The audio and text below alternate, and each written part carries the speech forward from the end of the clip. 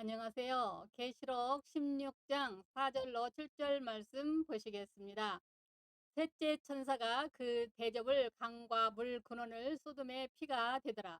내가 들으니 물을 차지한 천사가 이르되 전에는 계셨고 지금도 계신 거룩하시니여 이렇게 심판하시니 의로우시도다. 그들이 성도들과 선지자들의 피를 흘렸으므로 그들에게 피를 마시게 하신 것이 합당하니이다 하더라. 또 내가 들으니 제단이 말하기를 그러하다. 주 하나님 곧 전능하신 이시여 심판하는 것이 참되시고 의로우시다 하더라. 아멘. 이 시간 징계의 채찍이 주는 교훈에 대해서 말씀드리고자 합니다. 오늘 셋째 천사의 대접 대항을 통해서 은혜를 갈망하는 시간이 될 수 있기를 바랍니다.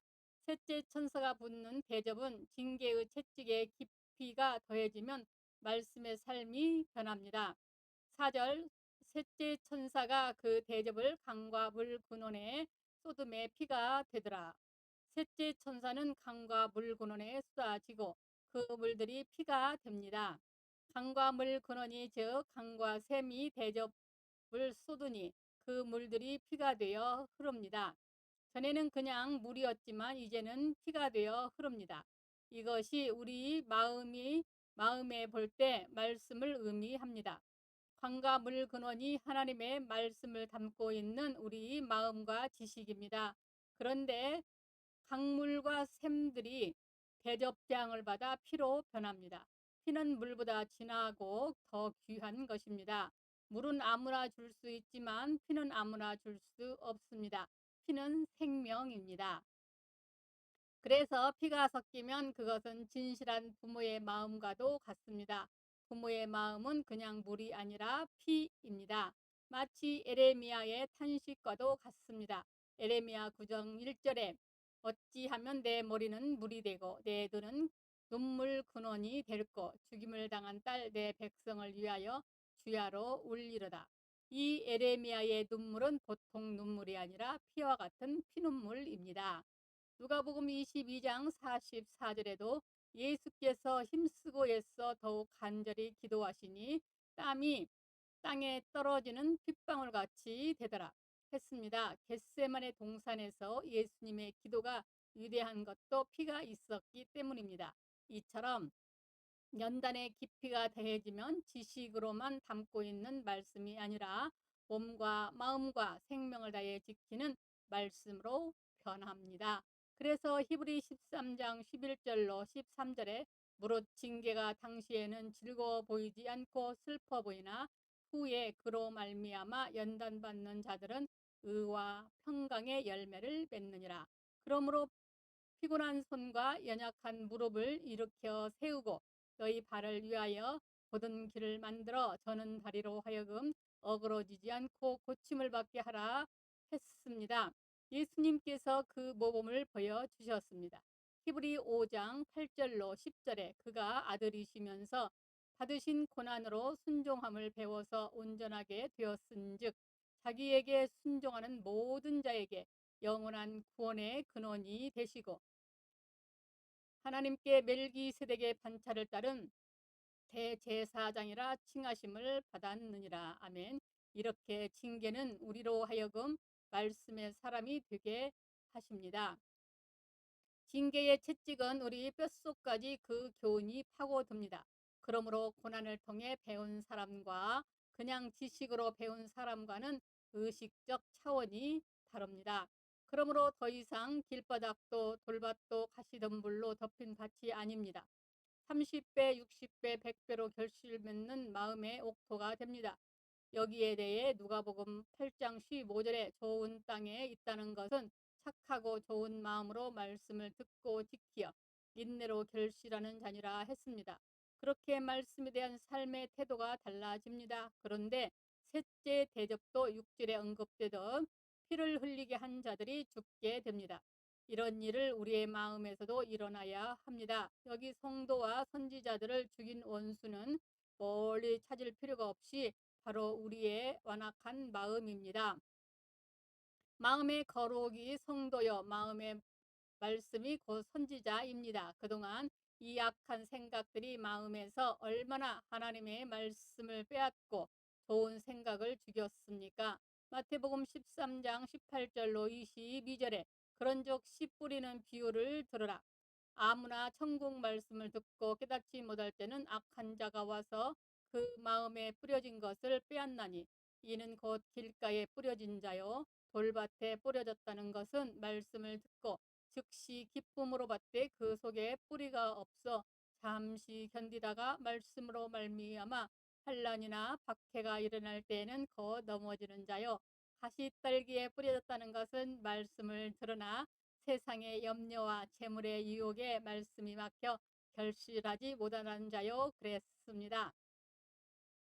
이런 현상이 우리 마음속에 있었습니다. 요한복음 8장 37절에 내 말이 너 안에 있고 있는 곳이 없으므로 나를 죽이려 하는도다 했던 것과 같습니다. 이처럼 믿음이 없으면 우리 마음에 좋은 말씀과 생각들과 믿음을 죽입니다. 믿음의 선한 생각이 깃들 수 없게 합니다. 그런데 고난의 연단을 받고 보니 그런 악한 생각이 심판을 받게 되더라는 말입니다. 잠언 16장 32절에 노하기를 더디하는 자는 용사보다 낫고 자기의 마음을 다스리는 자는 성을 빼앗는 자보다 나으리라 한 것처럼 마음 통제하기가 어렵지만 심판의 두려움 앞에 그것이 가능해집니다. 그래서 경건이란 거룩한 두려움을 말합니다. 그래서 한 면에서는 성령의 은혜로 다른 한 면에서는 경건의 두려움으로 우리의 신앙의 틀이 잡혀져야 합니다. 징계의 채찍이 주는 교훈은 육신의 생각을 내려놓아야 합니다. 5절 말씀 내가 들으니 물을 차지한 천사가 이르되 전에도 계셨고 지금도 계신 거룩하시니여 이렇게 심판하시니 의로우시도다. 여기 물을 차지한 천사라 했는데 물이나 넓게는 사상 등을 가리킵니다. 그런데 사탄의 지배가 아니라 천사의 지배라는 점에서 좋게 해석해야 할 부분입니다. 즉 대접재앙의 은혜로 생각이 지배를 받게 됩니다. 그런데 물을 차지한 천사라는 문구는 중동 지역에서 물을 차지하기 위한 치열한 투쟁을 시사하는 말입니다. 이삭도 블레셋 사람들이 우물을 빼앗으려고 해서 얼마나 어려웠습니까?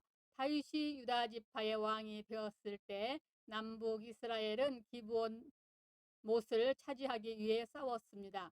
메론 물가의 전쟁도 그렇고 물 때문에 국가 간의 전쟁도 다반사였습니다. 그런 의미에서 물을 차지한 천사란 전에는 우리가 사탄에게 생각을 지배받았다는 의미도 되는 말씀입니다. 그래서 에베소서 2장 2절로 3절에 그때에 너희는 그 가운데서 행하여 이 세상 풍조를 따르고 공중의 건세 잡은 자를 따랐으니 곧 지금 불순종의 아들들 가운데 역사는 영이라. 전에는 우리도 다 그 가운데서 우리 육체의 욕심을 따라 지내며 육체와 마음에 원하는 것을 하여 다른 이들과 같이 본질상 진노의 자녀였다고 말씀합니다. 그러나 이제는 달라졌습니다. 그리고 전에도 계셨고 지금도 계신이라는 표현은 단순히 하나님의 존재를 말하고자 함이 아닙니다. 이 표현은 우리를 향한 하나님의 수건이 무엇이 있는지 알려줍니다. 즉 전에도 그랬고 지금도 하나님께서 우리 속의 어리석은 생각을 차단하기를 그토록 원하셨습니다. 그런데 연단의 징계를 받고는 어리석은 생각이 달아나게 되었으니 얼마나 감사합니까? 그래서 잠언 19장 25절에 거만한 자를 때리라. 그리하면 어리석은 자도 지혜를 얻으리라. 명철한 자를 견책하라. 그리하면 그가 지식을 얻으리라 했고 잠언 22장 15절에도 아이의 마음에도 미련한 것이 엉켰으나 징계하는 채찍이 이를 멀리 쫓아내리라 했습니다. 이 말씀들이 하나님 나라의 아이들인 우리들에게 다 해당되는 말씀입니다. 징계의 채찍이 주는 교훈은 육신의 생각을 차단하게 합니다. 6절 그들의 성도들과 선지자의 피를 흘렸으므로 그들에게 피를 마시게 하신 것이 합당하니라 하더라. 여기 성도들과 선지자들의 피라 했는데 이들은 순교자들입니다. 역사 속에서 성도들이 끝까지 믿음 지키다가 선지자들은 말씀을 전하다가 핍박을 받아 순교를 했습니다. 우리 안에도 그런 속성이 있습니다. 우리 안에 성도와 선지자 역할을 하는 신앙 양심이 있습니다. 이 양심은 거룩함과 믿음을 고수하려고 할 뿐 아니라 바로 살아야 한다고 우리 속에서 외칩니다. 그러나 하나님의 은혜와 연단을 사랑을 받고 보니 마음의 경건함이 깃들어 반대로 우리 안에 거짓 선지자인 육신의 생각을 죽이고 불신앙의 악령들을 처단하는 자가 되었습니다. 징계의 채찍이 주는 교훈은 육신의 생각을 온전히 불태우게 합니다. 7절 또 내가 들으니 제단이 말하기를 그러하다. 주 하나님 곧 전능하신 이시여 심판하시는 것이 참되시고 의로우시도다 하더라. 6절은 물을 차지한 천사의 찬양이고 7절은 제단이 그 찬양을 받아 동감하면서 하나님의 의로우심을 찬양하는 내용입니다. 그런데 제단이 하나님의 심판을 찬양했다는 것은 그 시사하는 바가 큽니다. 이사야를 핀 숯으로 거룩하게 한 제단을 연상하게 합니다. 번제단의 경우 죄악을 소멸하시는 하나님의 은혜를 상징합니다. 분향단은 기도의 상징이지만 기도하다 보면 죄악이 사라지는 것을 봅니다. 이처럼 제단에서 온갖 추한 것들이 온전히 불살라져야 합니다.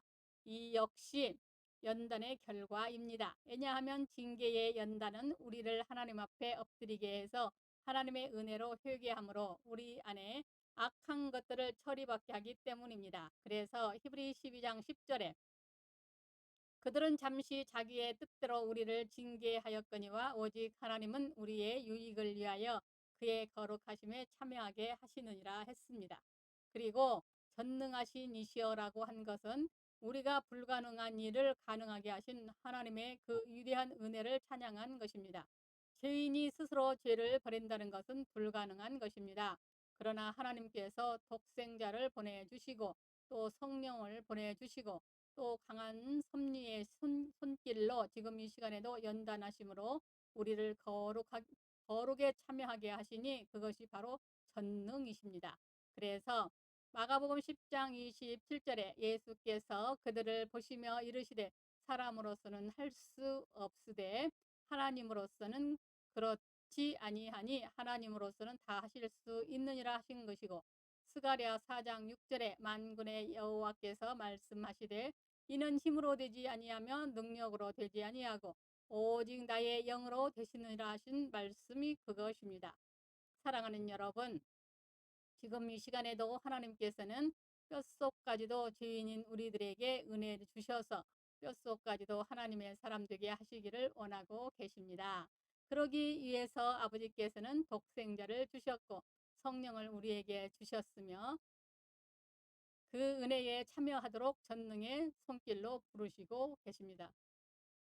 그러므로 우리 모두 늘 하나님을 가까이 할 뿐 아니라 하나님의 징계를 경히 여기지 말고 더욱더 두렵고 떨림으로 우리의 거룩을 이루어 나가 하나님의 소원을 이루어 드리는 복된 여러분들이 다 되시기 바랍니다. 감사합니다. 우리 주 예수 그리스도의 이름으로 사랑하고 축복합니다. 아멘.